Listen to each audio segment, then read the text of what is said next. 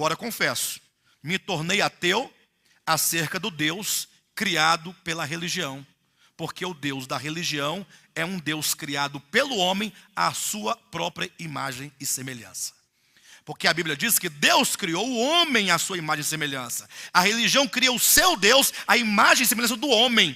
Porque esse Deus criado é tanto quanto o homem, é uma projeção das próprias limitações e ignorância do homem.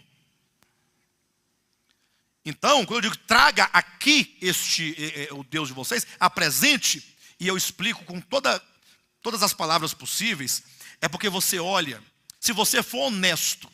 Agora, se você não for honesto consigo mesmo, eu não tenho nada para fazer por você, porque a desonestidade é a pior coisa que existe no ser humano. Mas se você for honesto, e você olhar para o cristianismo, não precisa nem olhar historicamente, não. Historicamente é um grande desastre. O cristianismo é um desastre. Cristianismo, não igreja, tá, irmãos? Igreja, corpo de Cristo, é outra coisa. Cristianismo, eu falo dessa religião que foi criada pelo Império Romano para salvar o Império Romano. Tá certo, pastor? Estou certo, pastor José? Me corrija aí se eu não estiver de acordo com a história. O senhor é um grande historiador, você pode me ajudar. Verdade. A Igreja Católica Romana, ou melhor, o Império Romano inventou o cristianismo. O cristianismo não nasceu em Cristo, nasceu no ano 325 da era cristã.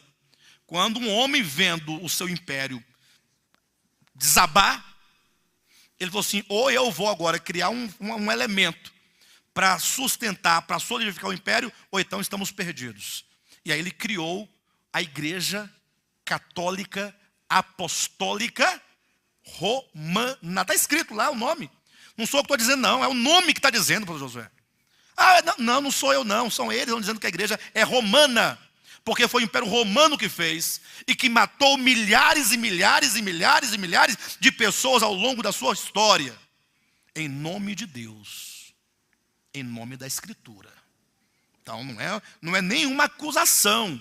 É uma declaração de fatos que estão registrados na história.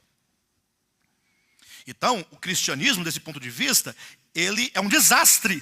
Até porque o cristianismo continua na reforma e continua no movimento evangélico. É uma continuação. Sabe por que é uma continuação?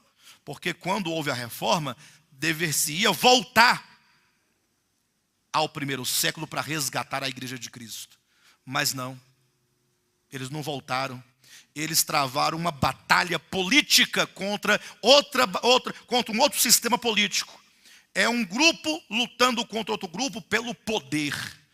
Aí, se vocês quiserem saber mais disso, leia um livro de Max Weber chamado O Espírito do Capitalismo. E, me ajuda a lembrar, que eu me esqueci. Não, é o espírito capitalista e a ética protestante. Muito obrigado, Gilmar. Valeu. O espírito do capitalismo e a ética protestante. Como que o protestantismo, ele criou, na verdade, um grande sistema financeiro do poder para dominar. Bem, isso aí está escrito. Leia se quiser. Acredita bem se quiser, não tem problema nenhum. E então, embora houvesse ali alguns fundamentos teóricos verdadeiros da Escritura, que não foram usados para fundamentar a fé, foram usados para fundamentar um movimento, porque quantos participavam do movimento eram eleitos e predestinados. Se não participa, você está predestinado para o inferno. Olha como é que eles jogam com a Escritura. Se você vem para cá, é eleito de Deus. Se você não vem, é eleito para o inferno. E daí eles saíram da Inglaterra, fundaram a nova Inglaterra, que é os Estados Unidos. Aí o espírito capitalista está lá. Para quem quiser ver, é só ver um pouquinho da história dos Estados Unidos. Enfim. E aí vem continuando. Pastor, mas está dizendo então mal dos crentes? Porque até o evangelho está no meio. Não. Uma coisa é você. Você, enquanto um servo de Deus, que esteve no catolicismo. Você não é o catolicismo. Ou você, enquanto um servo de Deus, que esteve no protestantismo. Você não é o protestantismo. Você, enquanto um filho de Deus, que esteve no movimento evangelicalista. Mas você não é um evangelicalista. Você é um filho de Deus, que por ignorância esteve em qualquer um desses lugares. Mas são três sistemas malignos e perversos. Porque eles trocam a verdade de Deus pelos seus propósitos humanos. Então não é nenhuma acusação. Poderíamos falar com particularidade de cada um desses sistemas.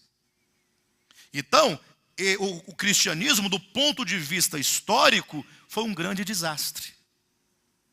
Os irmãos estão entendendo claramente? Que na verdade, então o que acontece nesse sentido? Quando eu digo que eu desafiaria dizendo, traga-me o seu Deus, é porque quando você olha para o cristianismo, você vai ver crentes sinceros, crentes verdadeiros, filhos de Deus, da mais alta honestidade possível e que se entrega a Deus na medida do seu conhecimento, corpo, alma e espírito. O que eu mais já vi foi pessoas perderem emprego, perderem dinheiro, perderem a família por causa de Deus. Mulheres honestas, crente. Minha mãe, por exemplo, foi uma crente daquelas que não tinha ninguém mais crente do que ela, em razão da sua sinceridade profunda.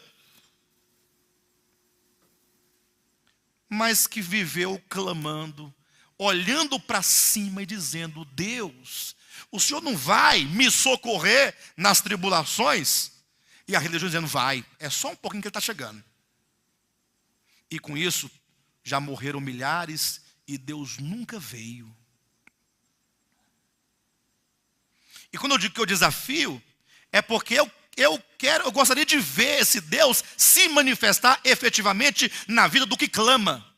Porque se Deus é bom e Ele está lá em cima e o daqui embaixo é fiel, acredita e clama e pede, por que Ele não desce? Ah, pastor, você está enganado, Ele desce sim, Deus transforma a vida de tanta gente.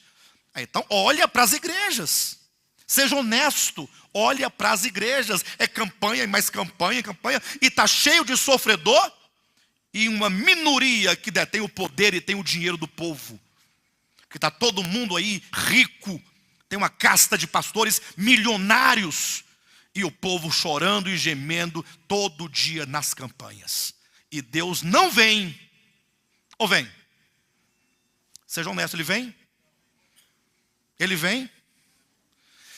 Não, pastor, mas porque teve uma pessoa que eu conheço que foi curada. Um outro que arrumou emprego. Eu não estou dizendo de uma pessoa. Estou dizendo assim, por que o povo está clamando? E esse Deus clamado por esse povo, me parece que é o Deus lá do tempo de Elias, aquele Deus dos profetas, que eles clamaram o dia inteiro, e se cortava, pelo amor de Deus, Baal, vem cá, Baal, vem pelo amor de Baal, age, traz fogo. E o sol se pôs e esse Deus não veio.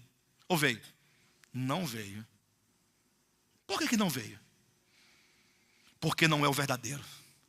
Pastor, mas e aí, qual que é a solução? Então, o que você quer dizer com tudo isso? Eu quero dizer que Deus existe, no sentido geral da palavra, que Deus é soberano, é poderoso, Deus é luz, Deus é amor, Deus é o bem supremo, e que Ele age, e que Ele intervém, e que Ele salva, mas dentro dos seus princípios.